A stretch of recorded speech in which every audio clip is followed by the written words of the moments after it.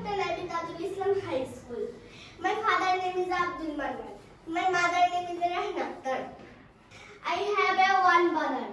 That's all about me. Thank you very much. আমি এখন তোমাদের নাম ডাকবো, তোমরা প্রেজেন্ট করবে।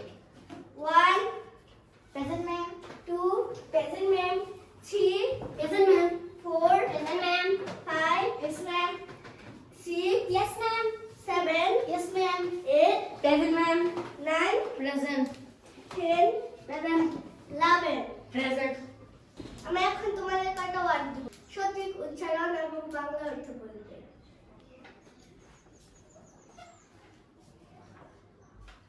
হিপ্পো ক্যাপ্টেন আবিদ আসলাম উচ্চ বিদ্যালয়ের ষষ্ঠ শ্রেণীর ছাত্রী তুমি দাও তো। জান্নাতি আক্তার, সে ক্লাস নিচ্ছে। প্রনাউন্সিয়েশন কি? গুড। আর অর্থ কি? ভালো। তার জন্য একটা হাততালি হবে। ও মাই গড, কত সুন্দর করে ক্লাস নিচ্ছে। হিপ্পো ক্যাপ্টেন আবিদ আসলাম উচ্চ বিদ্যালয়ের ষষ্ঠ শ্রেণীর ছাত্রী জান্নাতি আক্তার, সে তার ক্লাসটা নিচ্ছে। অর্থাৎ একজন আদর্শ শিক্ষক হিসেবে কিভাবে ক্লাস নেওয়া যায় সেটা চেষ্টা করছে। কি হবে? ক্যাট। আর অর্থ কি? বিড়াল। সে পেরে গেছে, তার জন্য একটা হাততালি।